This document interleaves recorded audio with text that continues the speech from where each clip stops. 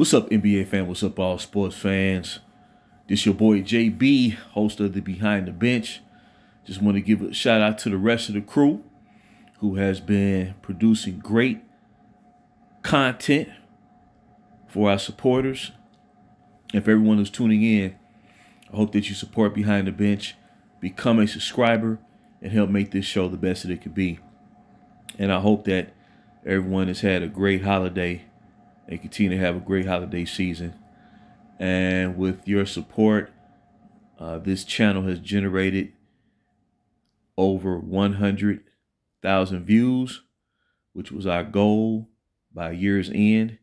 And we have close to 500 subscribers to date. So we thank you for making this happen and continue to support this channel and make it the best it could be, because you're doing just that. Now, and special holiday action, Christmas action, we saw the Los Angeles Lakers take on the Boston Celtics at crypto.com. And the end result was you saw one team who has built meticulously over the past 4 or 5 seasons around their two cornerstone players, Jason Tatum and Jaylen Brown. And the other team has continuously overhauled its roster year after year after year after year after year. And when I say that, I'm not exaggerating. That's been the unequivocal outcome since they brought LeBron James to this team and brought him to this franchise. So essentially, we saw two franchises going opposite directions. One is ascending for a championship run. The other, for some reason, what I don't understand is that a lot of fans of this team don't realize that the gig is up, and it's been up. When you mortgage away a decade worth of premier young players and relinquish the rights to one draft pick after the next, and I'm talking about first round picks and second round picks, this is what you get.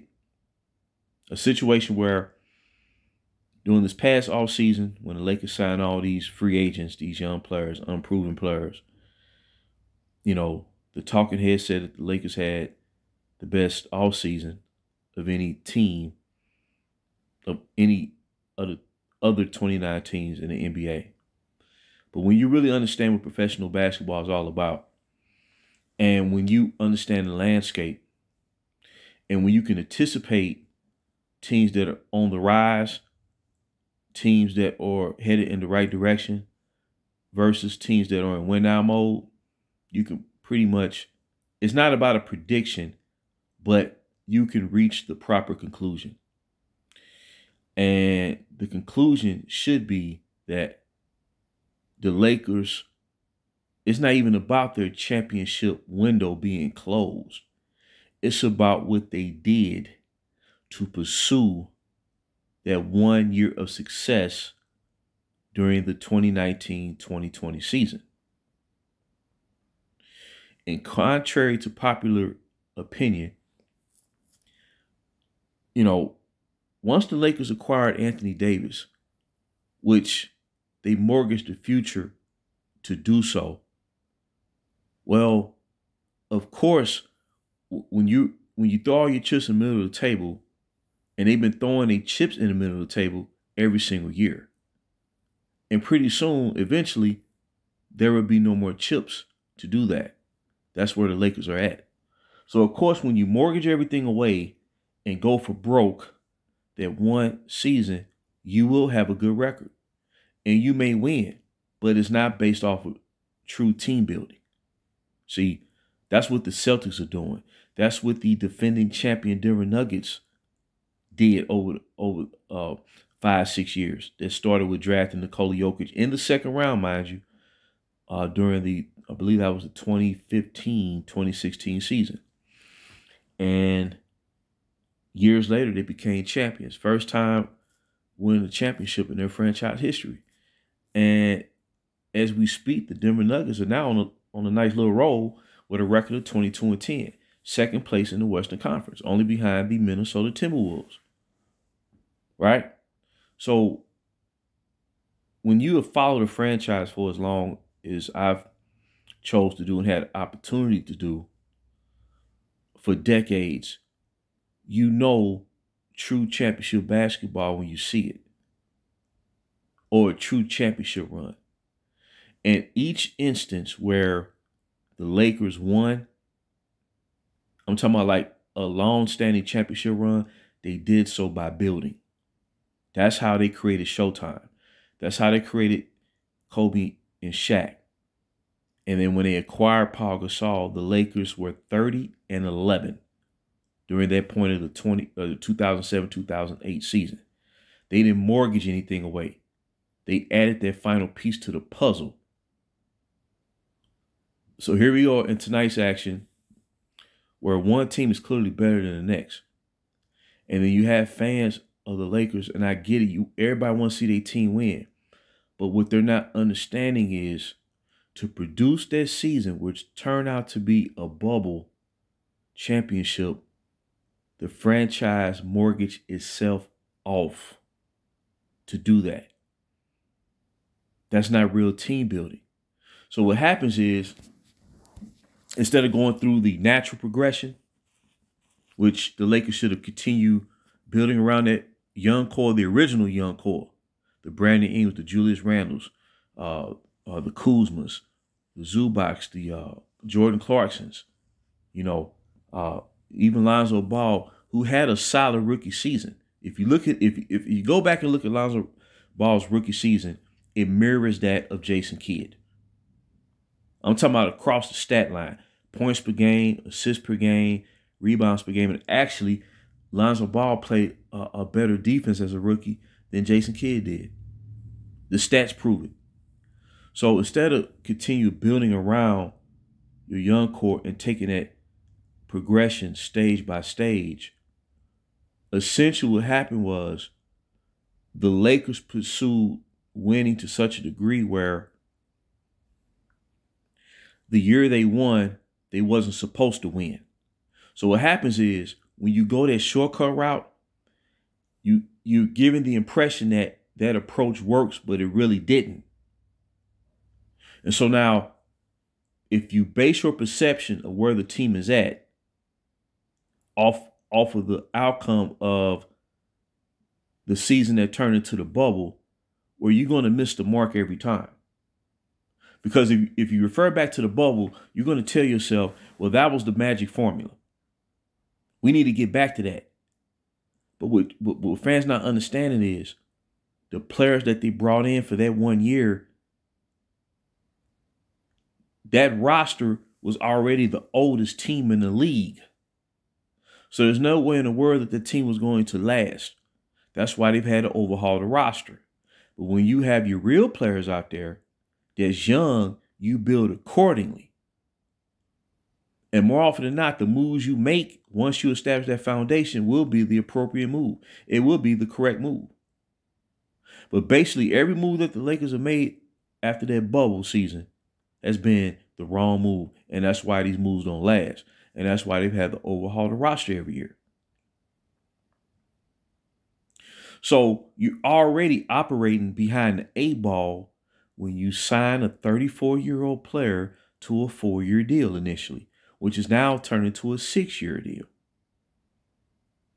And if you pick up his option after this year, we're talking about 7 years where he'll be 40, and you're pinning your hopes on that. That's not moving forward. That's not moving forward. Well, these other teams have done it incrementally, step by step by step.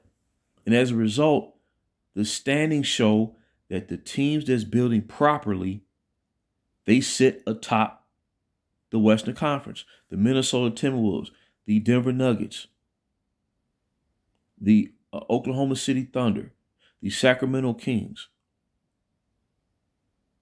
Even Dallas without Kyrie Irving is being competitive because of Luka's talent and ability as a superstar player leading his team.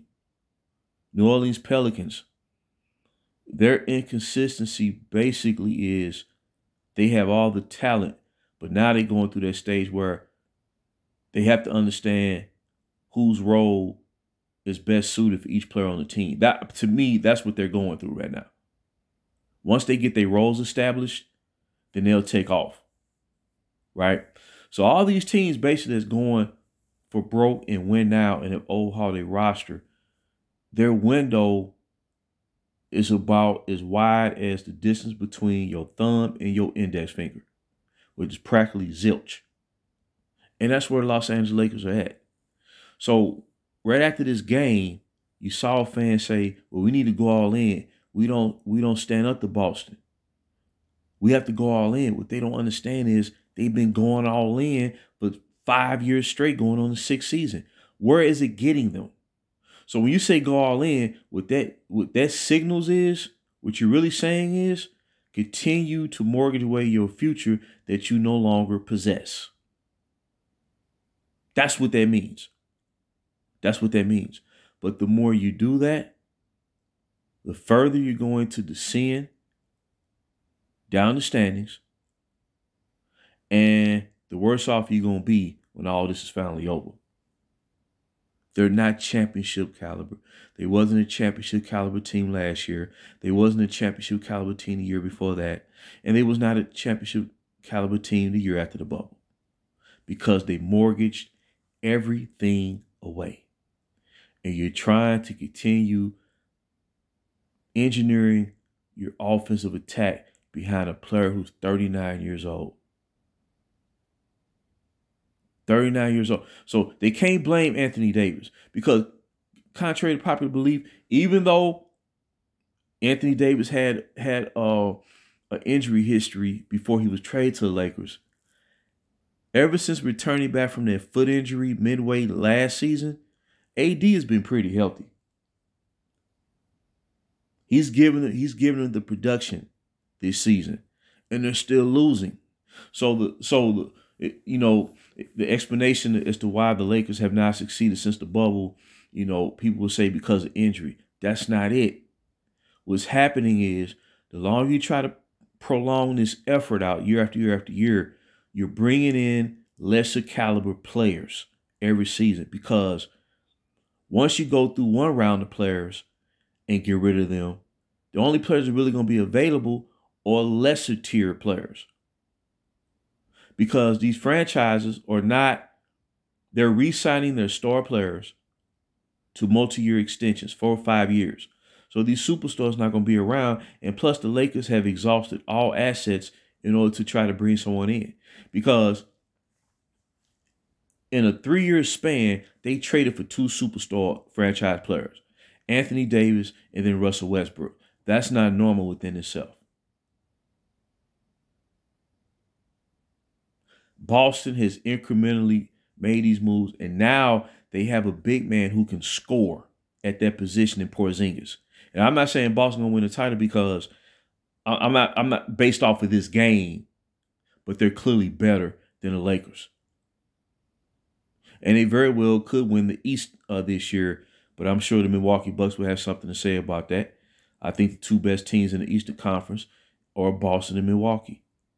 Philly could be number 3, but under the Joel Embiid era, they have yet to reach the conference finals.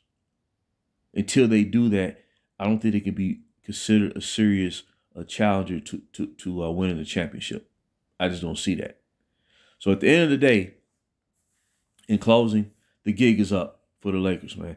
And basically, after every loss, you see people talking about, oh, they need a trade, they need to do this, they need to do that.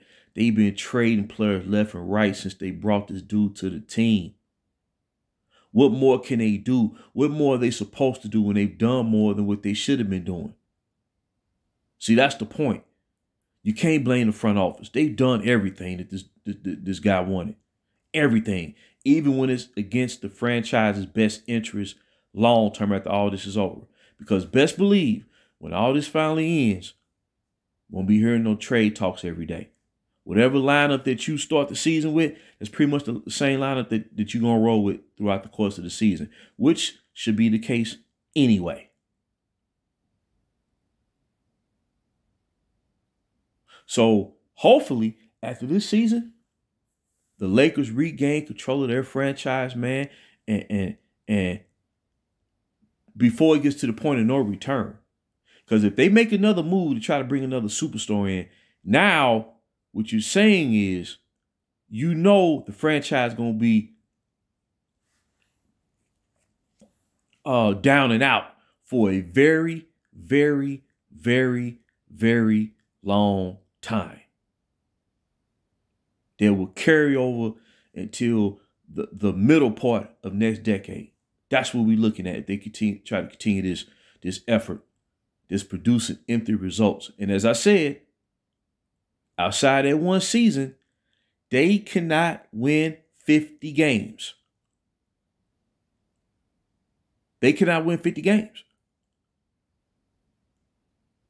That's stunning to me. That's stunning to me. When you're in win now mode and you can't crack 50 wins. I bet you Denver win 50-some games this year. And sure look like Minnesota going to do it too. At the end of the day. Phoenix is currently losing tonight versus Dallas, although they may come back and win. The Clippers, Kawhi has been hurt last couple of games, but I'm telling you, both LA teams, we could see a situation where both LA teams will struggle for years to come. And then Phoenix gave up way too much to bring in the players that they brought in. And they basically 500 team, and they may be below 500 after the night. So the Lakers and Phoenix are basically in the same boat as we speak. Clippers, they may be in a little better spot, but in a grand scheme of things, they're in win now mode too, and they have not achieved. Ultimately, they haven't achieved. So the league better prepare for the end of this super team era, because that's what we're looking at. We're looking at the end of this super team, superstars, contriving to join forces and try to run the table, try to take shortcuts, and their formula is going to produce more disappointment than satisfaction. It's guaranteed. Because you shouldn't have to have 3 superstar franchise players to win. You don't need all that to win. Never believed it. So I believe we are witnessing finally the end of this very confusing and manipulative and, to me, boring era of basketball. And let's get back to some real ball where we see real teams out there that's built competing at the highest level, and whoever's the best is going to win. That's what sports is supposed to be all about. So, like I said, the Lakers need to put an end to this, get control of their team back, because they're not going to win anymore. It's not going to happen because they mortgaged off their future. And they did that 4 years ago. When is it going to end? When will they realize it? Like I said, they've dug so far into this rabbit hole, it's going to be very hard to climb themselves out of it. So why not put an end to it after this season and move forward? Because they're not better than Boston Celtics or the Denver Nuggets. So until next time, this is JB for BTB, Behind the Bench.